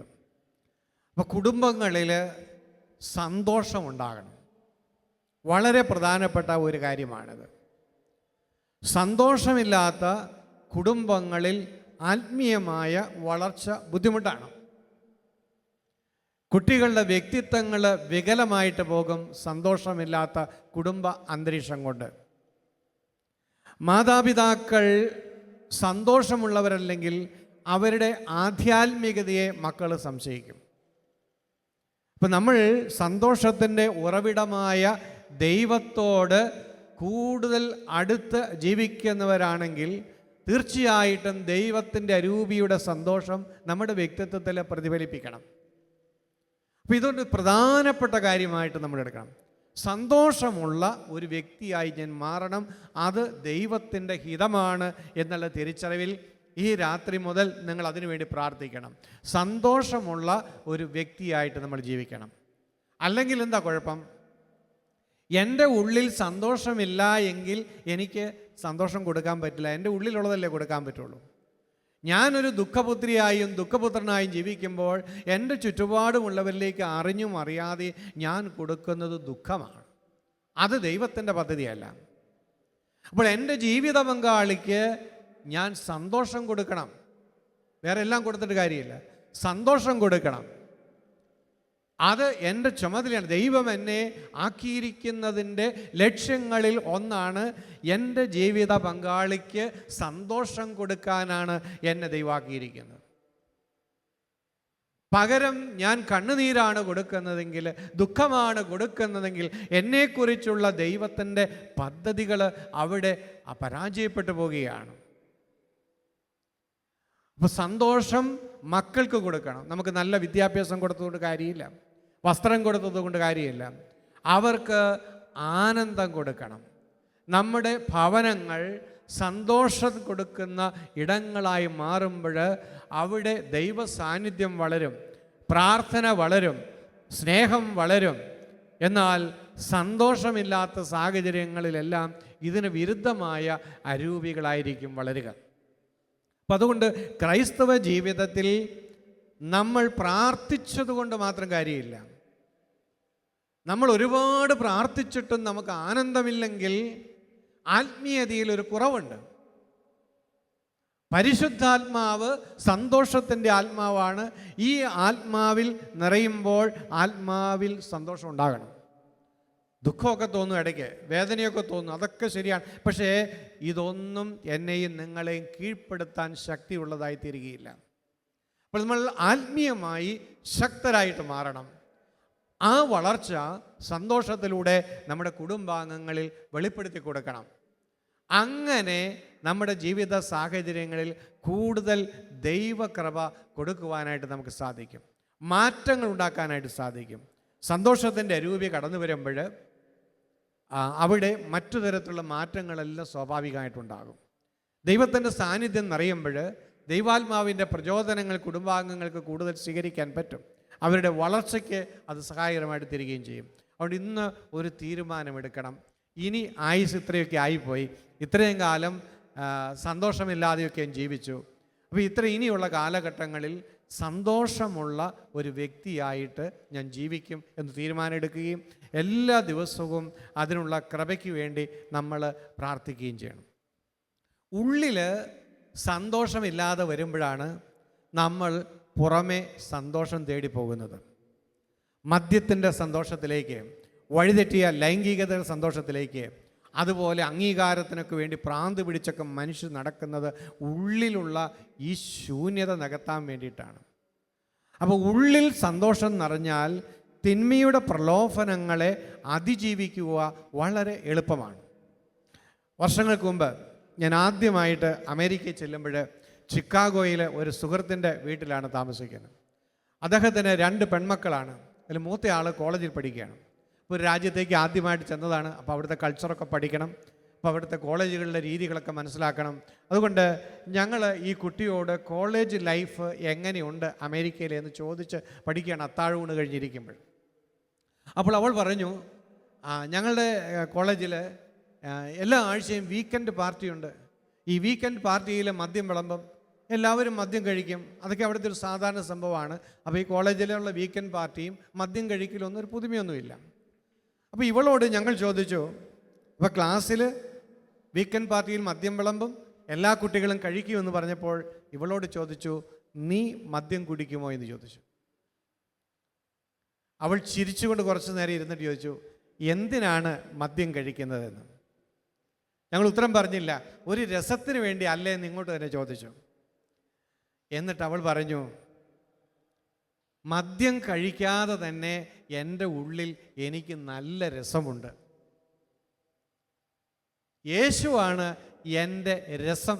അതുകൊണ്ട് ഞാൻ മദ്യം കഴിക്കാറില്ല. Praise the lord. Praise the lord. Christian മിനിസ്ട്രിയിലൂടെയും ജീസസ് യൂത്തിലൂടെയും ഒക്കെ വളർന്ന ആ പെൺകുട്ടി, അവളത് തമാശയായിട്ട് പറഞ്ഞതല്ല. പിന്നീട് അവളുടെ ജീവിതത്തെ ഞാൻ പഠിച്ചപ്പോൾ അവൾ ഉള്ളിൻ്റെ ഉള്ളിൽ നിന്ന് പറഞ്ഞു, അവളുടെ എല്ലാ കൂട്ടുകാരും മദ്യം കഴിക്കും, എന്നിട്ടും അവൾ ഒരിക്കൽ പോലും മദ്യം ടേസ്റ്റ് ചെയ്തില്ല. അതിൻ്റെ രസം അവൾക്ക് വേണ്ട. ആ പ്രലോഭനത്തെ ഓർക്കണം. ആ പ്രായത്തിൽ 10-18 വയസ്സുള്ളൊരു പെൺകുട്ടി, അവൾ അതിനെ എങ്ങനെയാണ് അതിജീവിച്ചത്? അതിൻ്റെ രഹസ്യം എന്താണ്? അവളുടെ ഉള്ളിൽ രസമുണ്ടായിരുന്നു, അവളുടെ ഉള്ളിൽ സന്തോഷമുണ്ടായിരുന്നു. യേശു അവളുടെ ഉള്ളിൽ ഒരു രസമായി വന്നപ്പോൾ പുറമേയുള്ള രസങ്ങൾക്കൊന്നും അവളെ കീഴടക്കാനുള്ള കാന്തിക ശക്തി ഇല്ലാതായി പോയി. Price the Lord. അപ്പം ഞാൻ പ്രലോഭനങ്ങളിൽ വീഴുന്നതിൻ്റെ കാരണങ്ങളിലൊന്ന് എൻ്റെ ഉള്ളിലെ ശൂന്യതയാണ്, എൻ്റെ ഉള്ളിലെ അസ്വസ്ഥതയാണ്, എൻ്റെ ഉള്ളിലെ സന്തോഷമില്ലായ്മയാണ്. പ്രിയപ്പെട്ടവരെ, പിൽക്കാലത്ത് ആ പെൺകുട്ടിയുടെ ജീവിതം ഞാൻ പഠിച്ചപ്പോൾ അവൾ ഹൃദയം കൊണ്ട് പറഞ്ഞതാണ്, അവളുടെ 4 കൂട്ടുകാർ വൈദികരായി. അവളുടെ പ്രേരണയിലൂടെ, അവളുടെ സ്വാധീനത്തിലൂടെ ചിക്കാഗോ രൂപതയിൽ വൈദികരെ അഭിഷേകം ചെയ്ത 2 വ്യക്തികൾ, ഈ കുട്ടിയാണ് അവളെ ആ സെമിനാരിയിലേക്ക് വിട്ടതും ദൈവവിളി കണ്ടെത്തി കൊടുത്ത് സഹായിച്ചത്. ഇന്ന് ഷാലോമിൻ്റെ അമേരിക്കയിലെ ഓഫീസിൽ ആ പെൺകുട്ടി ജോലി ചെയ്യുന്നു. Hallelujah, hallelujah, price the Lord. അപ്പോൾ ഇതൊക്കെ പ്രാക്ടിക്കലാണ്, ഇതൊക്കെ കഥയല്ല, സംഭവിക്കുന്ന ഈ കാലഘട്ടത്തിലും അങ്ങനെയൊക്കെ ഉണ്ട്. അപ്പോൾ ഹൃദയത്തിൽ സന്തോഷം ഉള്ളവരായി നമ്മൾ ജീവിക്കണം. അതിന് ഒരുപാട് ടെക്നിക്കൊന്നും വേണ്ട, മറിച്ച് ദൈവം ഉള്ളിൽ നിറയണം, ദൈവത്തിൻ്റെ ആത്മാവ് നിറയണം. ഇപ്പോൾ നമ്മുടെ ഇന്നത്തെ ആധ്യാത്മികത കൊണ്ട്, അത്യാവശ്യം പ്രാർത്ഥനകൾ കൊണ്ട് നമ്മൾ സംതൃപ്തരാകരുത്. ഇതിനും അപ്പുറത്തേക്ക് നമ്മൾ വളരാനുണ്ട്. ഇങ്ങനെ ജീവിച്ചാൽ പോരാ. എൻ്റെ മക്കളുടെ മുമ്പിൽ സന്തോഷമുള്ള ഒരപ്പനായി, അമ്മയായി ഞാൻ മാറണം. എൻ്റെ ജീവിത പങ്കാളിയുടെ മുമ്പിൽ സന്തോഷം കൊടുക്കുന്നൊരു വ്യക്തിയായി ഞാൻ മാറണം. എൻ്റെ സുഹൃത്തുക്കളുടെ ഇടയിൽ സന്തോഷം വിളമ്പുന്നൊരു വ്യക്തിയായിട്ട് മാറണം. അതിന് ദൈവത്തിൻ്റെ സന്തോഷം കൊണ്ട് ഞാൻ നിറയണം. അതിൻ്റെ ഗൗരവം നമ്മൾ മനസ്സിലാക്കി നമ്മൾ അതിനുവേണ്ടി നമ്മൾ പ്രാർത്ഥിക്കണം. നമ്മൾ ഈ ഒരു മേഖലയിൽ വളരുമ്പോൾ നമ്മളറിയാതെ തന്നെ നമ്മുടെ ചുറ്റുപാടുകളിൽ മാറ്റം ഉണ്ടാകും.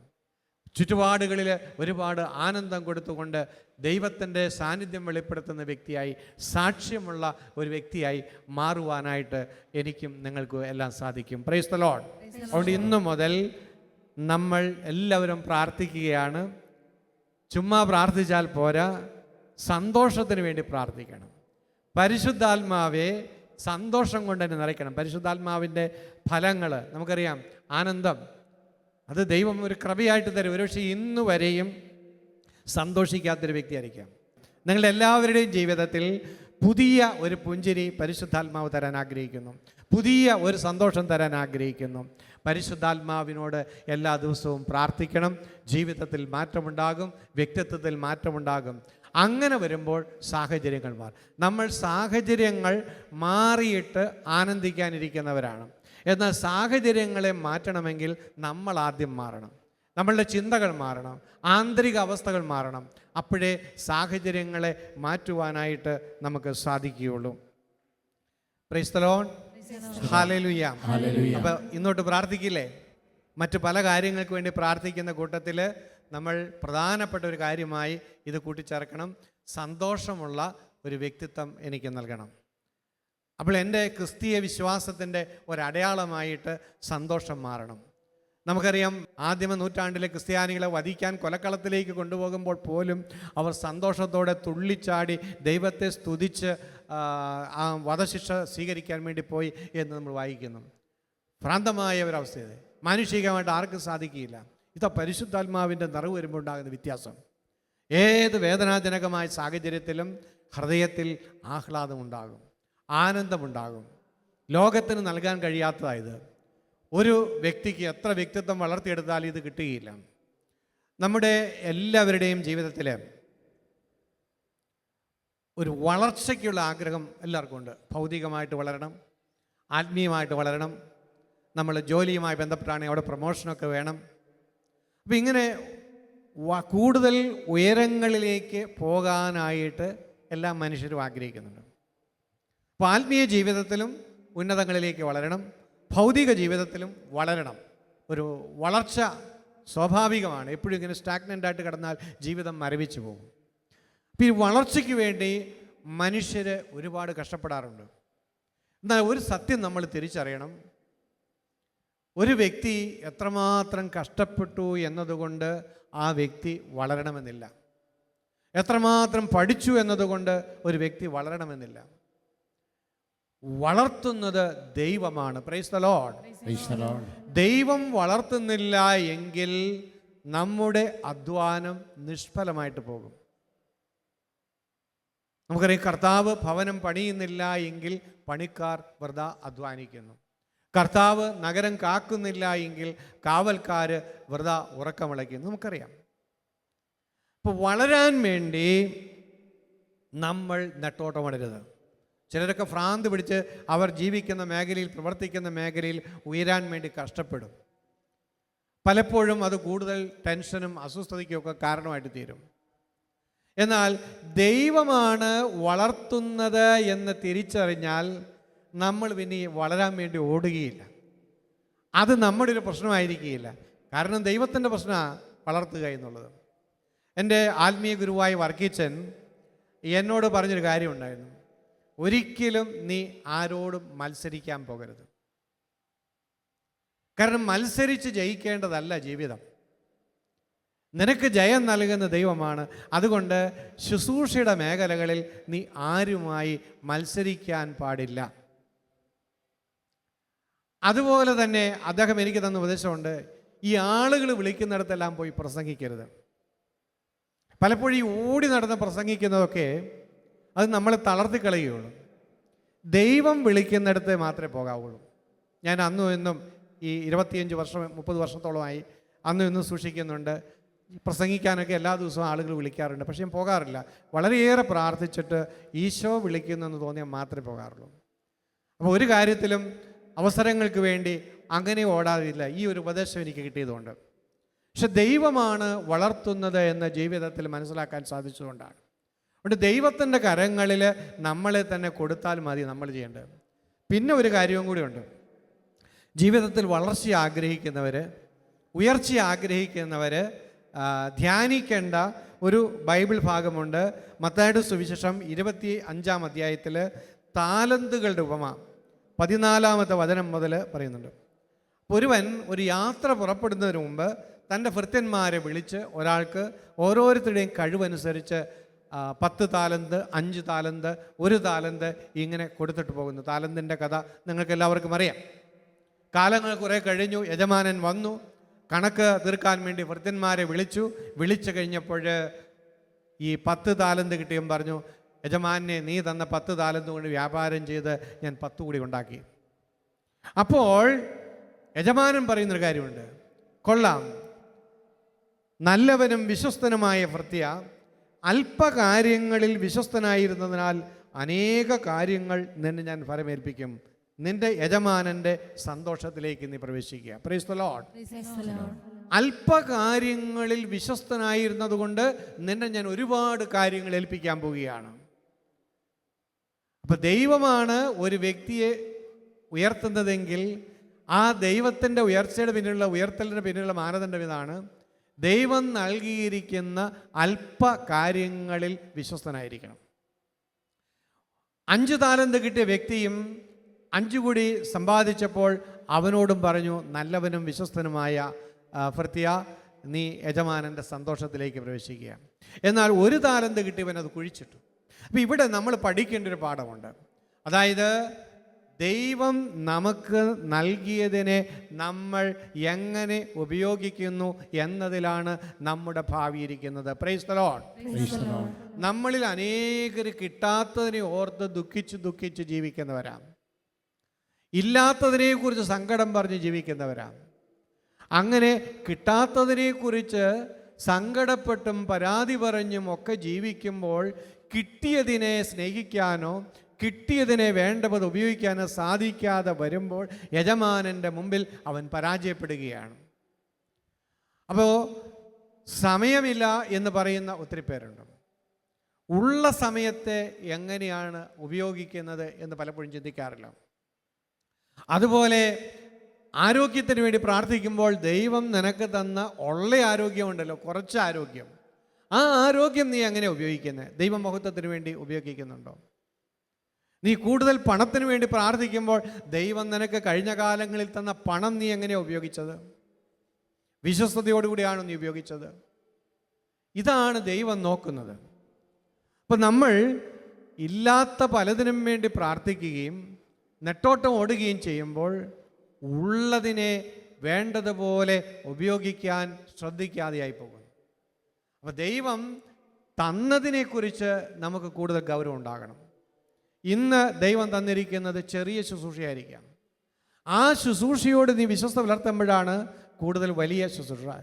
ഇതിനെ അവഗണിച്ചുകൊണ്ട് കൂടുതൽ വലിയ ഒരു ശുശ്രൂഷ, പേരും പെരുമയും കിട്ടുന്ന ശുശ്രൂഷയ്ക്ക് വേണ്ടി ആഗ്രഹിച്ച് ഓടി നടക്കുമ്പോൾ അവൻ ഉള്ളതുമില്ലാതാകും, ആഗ്രഹിച്ചതുമില്ലാതായിത്തീരും. അതാണ് സംഭവിക്കുക. അതുപോലെ എല്ലാ കാര്യങ്ങളിലും ഈ ഒരു കാഴ്ചപ്പാട് നമുക്കുണ്ടായിരിക്കണം. ദൈവം തന്നതിനെ നീ എങ്ങനെ കൈകാര്യം ചെയ്യുന്നു? നിൻ്റെ ജീവിതത്തിൽ കുറവുകളുണ്ടാകാം. എന്നാൽ ഈ കുറവുള്ള ജീവിതത്തെ നീ ആദരപൂർവ്വം ദൈവകരങ്ങളിൽ നിന്ന് സ്വീകരിച്ചിട്ടുണ്ടോ? ഈ ജീവിതത്തെ നീ വേണ്ടതുപോലെ ഉപയോഗിക്കുന്നുണ്ടോ? ഈ രാത്രിയിൽ നമ്മൾ ആത്മപരിശോധന നടക്കണം. നമ്മൾ ഇന്നിവിടെ വന്നിരുന്ന ഒരുപാട് കാര്യങ്ങൾക്ക് വേണ്ടി പ്രാർത്ഥിക്കുന്നുണ്ട്. തീർച്ചയായും അത് ഉചിതമാണ്. ദൈവം പ്രാർത്ഥനകൾ കേൾക്കും. പക്ഷെ പരിശുദ്ധാത്മാവ് എന്നോടും നിങ്ങളോടും ഈ രാത്രിയിൽ ചോദിക്കുകയാണ്, നിങ്ങൾ ഒരുപാട് കാര്യങ്ങൾക്ക് വേണ്ടി പ്രാർത്ഥിക്കുന്നു. കഴിഞ്ഞ കാലങ്ങളിൽ ഞാൻ നിങ്ങൾക്ക് തന്നതിനെ നിങ്ങൾ ഗൗരവമായിട്ട് എടുത്തിട്ടുണ്ടോ?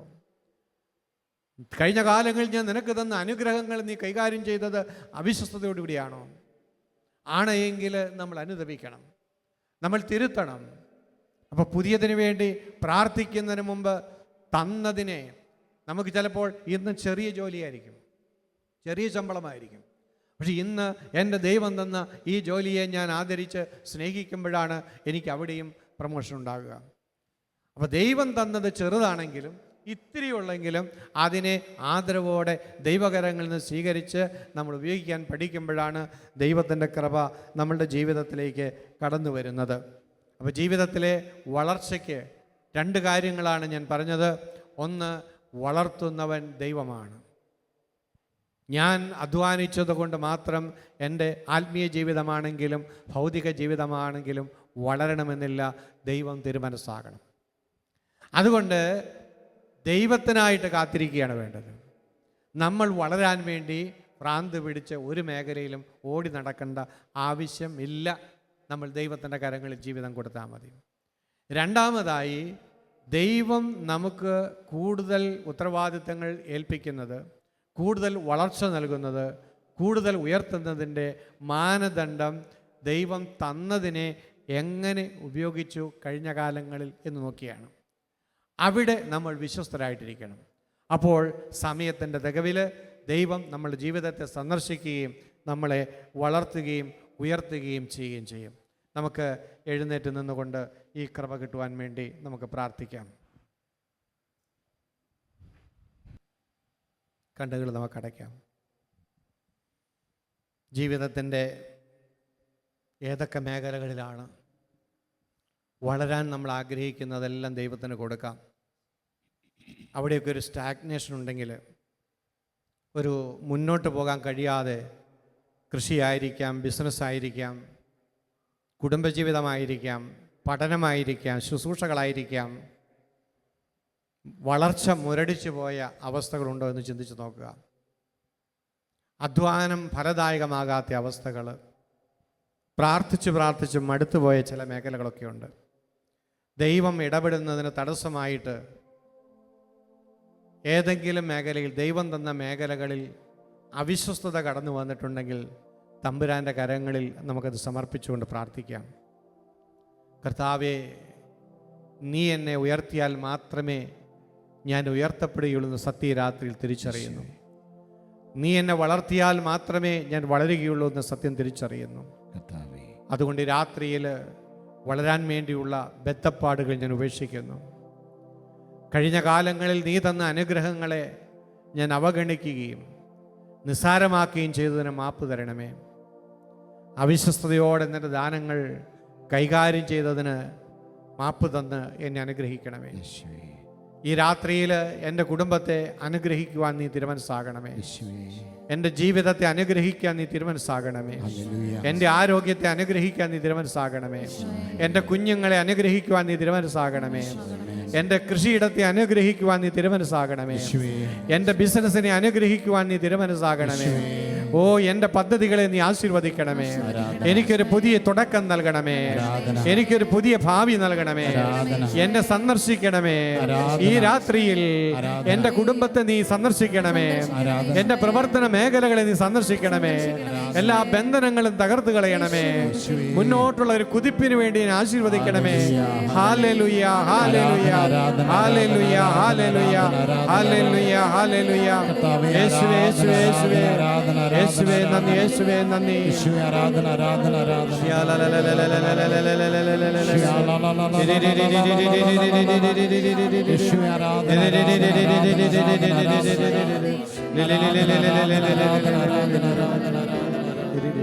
മാതാപിതാക്കളുടെ അനുഗ്രഹം മക്കളുടെ ഭവനങ്ങളെ ബലവത്താക്കുമെന്നുള്ള വചനം ചില വ്യക്തികൾക്ക് വേണ്ടി ദൈവം ഓർപ്പിക്കുന്നു. അവരുടെ ജീവിതത്തിൻ്റെ പുരോഗതിക്ക് വിലങ്ങുതടിയായി നിൽക്കുന്നത് മാതാപിതാക്കളുമായുള്ള ബന്ധത്തിൻ്റെ തകർച്ചയാണ്. ആ മേഖലകളിൽ അനുദപിക്കാൻ ദൈവത്തിൻ്റെ ആത്മാവ് നമ്മളെ ഓർപ്പിക്കുന്നുണ്ട്. ഹല്ലേലൂയ, ഹല്ലേലൂയ, ഹല്ലേലൂയ, ഹല്ലേലൂയ, ഹല്ലേലൂയ. ദൈവകൃപ ഒഴുകട്ടെ കർത്താവേ. ദൈവമേ, നിന്റെ കൃപ ഒഴുകട്ടെ, നിന്റെ കൃപ ഒഴുകട്ടെ, നിന്റെ കൃപ ഒഴുകട്ടെ. ഹല്ലേലൂയ, ഹല്ലേലൂയ.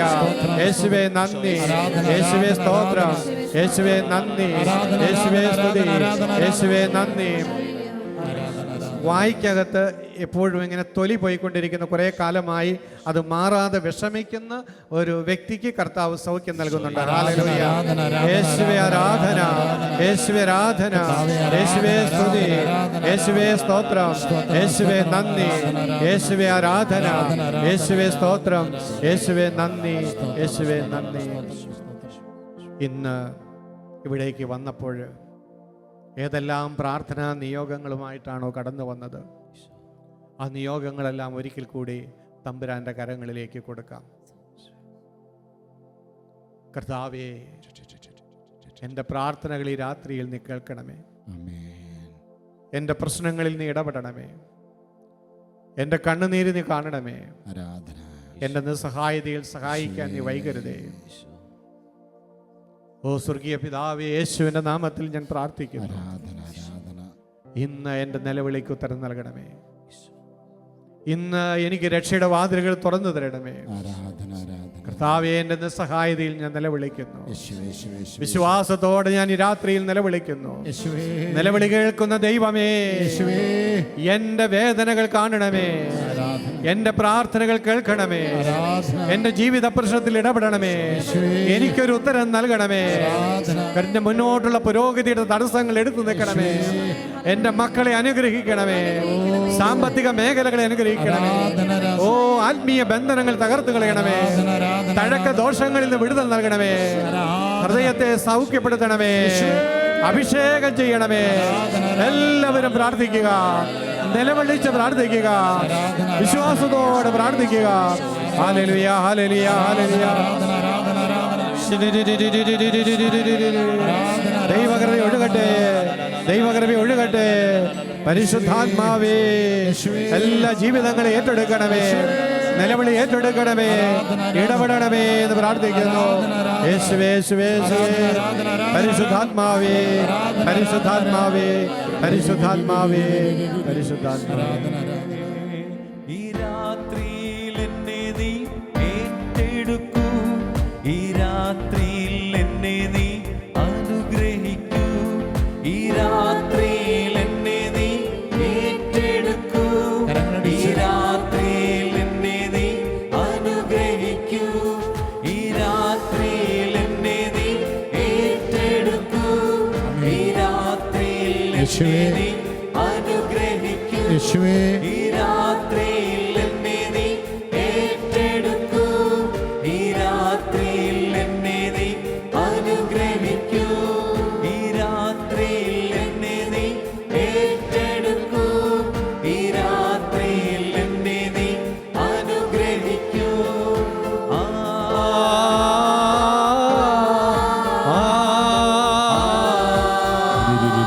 യേശുവേ ആരാധന ആരാധന യേശുവേ ആരാധന ആരാധന ആരാധന എന്റെ യേശുവേ യേശുവേ ആരാധന ആരാധന ഇടപെടണമേ ഇടപെടണമേ ആരാധന കണ്ണുനീര് തുടയ്ക്കണമേ കണ്ണുനീര് തുടയ്ക്കണമേ ആരാധന ആരാധന ആരാധന എന്റെ ജീവിതത്തെ ബലപ്പെടുത്തണമേ ആരാധന കർത്താവേ എന്നെ ശക്തിപ്പെടുത്തണമേ യേശുവേ എന്നെ ശക്തിപ്പെടുത്തണമേ എന്റെ പിതാവേ ആരാധന യേശുവേ എന്റെ പ്രാർത്ഥന കേൾക്കണമേ എന്റെ പ്രാർത്ഥനകൾക്ക് ഉത്തരം നൽകണമേ ആരാധന ആരാധന ആരാധന എന്നോട് കരുണ തോന്നണമേ എന്നോട് കരുണ തോന്നണമേ എന്റെ കുടുംബത്തോട് കരുണ തോന്നണമേ എന്റെ മക്കളോട് കരുണ തോന്നണമേ എന്റെ ഭാവിയോട് കരുണ തോന്നണമേ എന്റെ ബന്ധനങ്ങൾ തകർക്കണമേ യേശുവേ യേശുവേ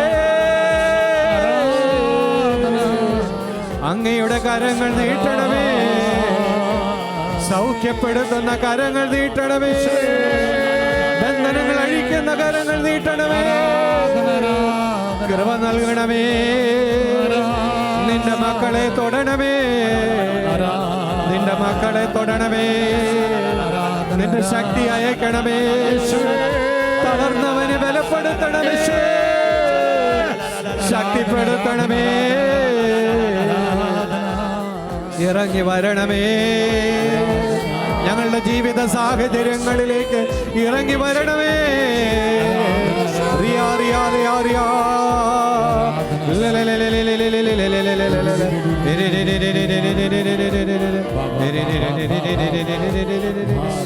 ഈ രാത്രിയിൽ എന്നെ നീ ഏറ്റെടുക്കൂ ഈ രാത്രിയിൽ എന്നെ നീ അനുഗ്രഹിക്കൂ ഈ രാത്രിയിൽ എന്നെ നീ ഏറ്റെടുക്കൂ ഈ രാത്രിയിൽ എന്നെ നീ അനുഗ്രഹിക്കൂ ഈ രാത്രിയിൽ എന്നെ നീ ഏറ്റെടുക്കൂ ഈ രാത്രിയിൽ എന്നെ നീ അനുഗ്രഹിക്കൂ ഈ രാത്രിയിൽ എന്നെ നീ ഏറ്റെടുക്കൂ ഈ രാത്രിയിൽ എന്നെ നീ അനുഗ്രഹിക്കൂ ഈ രാത്രിയിൽ എന്നെ നീ ഏറ്റെടുക്കൂ ഈ രാത്രിയിൽ എന്നെ നീ അനുഗ്രഹിക്കൂ ഈ രാത്രിയിൽ എന്നെ നീ ഏറ്റെടുക്കൂ ഈ രാത്രിയിൽ എന്നെ നീ അനുഗ്രഹിക്കൂ. ഉറപ്പിച്ച ഒരു വിവാഹം മുടങ്ങിപ്പോയി ഒരുപാട് വേദനയും ദുഃഖവും എല്ലാം ഉണ്ടായി ആ കുടുംബത്തിൻ്റെ കണ്ണുനീര് കർത്താവ് തുടച്ചു നിൽക്കുകയും വളരെ പെട്ടെന്ന് തന്നെ പുതിയ വിവാഹം നടക്കുന്നതായിട്ട് കാണിക്കുകയും ചെയ്യുന്നുണ്ട് ഹല്ലേലൂയ ഹല്ലേലൂയ ഹല്ലേലൂയ ഹല്ലേലൂയ ഹല്ലേലൂയ ഈശോയെ നന്ദി ഈശോയെ നന്ദി ഈശോയെ നന്ദി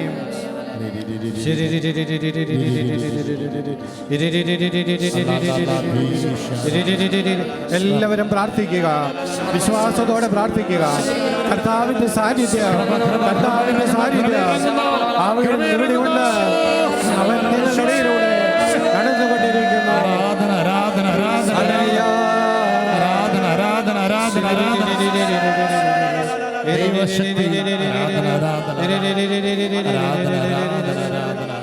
നടക്കുമ്പോൾ ഇങ്ങനെ വേച്ചു പോകുന്നു കുറേ ചുവടുകൾ നടന്നു കഴിയുമ്പോൾ ഇരിക്കണമെന്ന് തോന്നും അങ്ങനെ ശരീരത്തിൻ്റെ ഒരു വശത്ത് തളർച്ചയുണ്ട് അങ്ങനെ ഒരു സഹോദരനെ കർത്താവ് സൗഖ്യപ്പെടുത്തുന്നുണ്ട്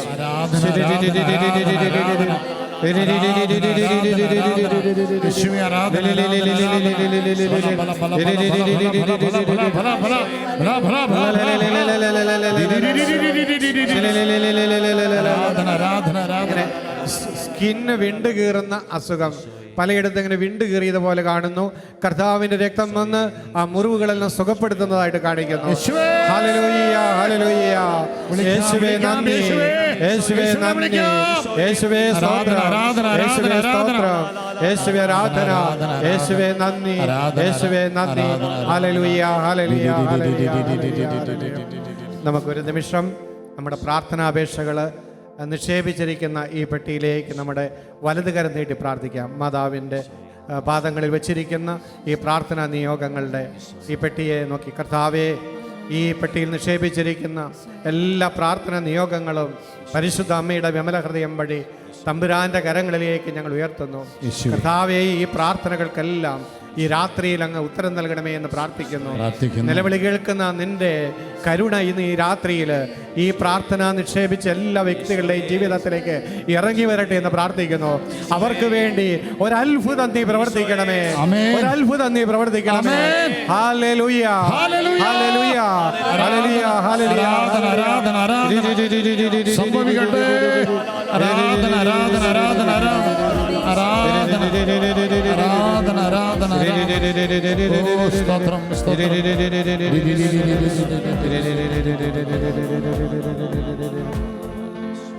നമുക്ക് ശാന്തമായിട്ടിരിക്കാം.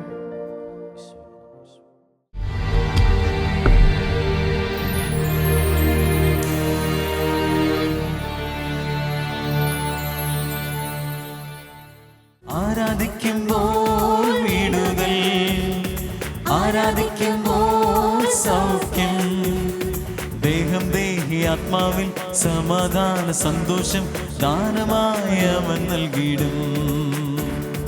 ദേഹം ദേഹി ആത്മാവിൽ സമാധാന സന്തോഷം ദാനമായി അവൻ നൽകിയിടും.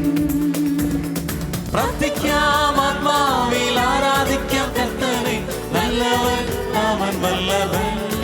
ഓ, പ്രാർത്ഥിക്കാം ആത്മാവിൽ, ആരാധിക്കാം കർത്തനെ, നല്ലവൻ അവൻ വല്ലവൻ.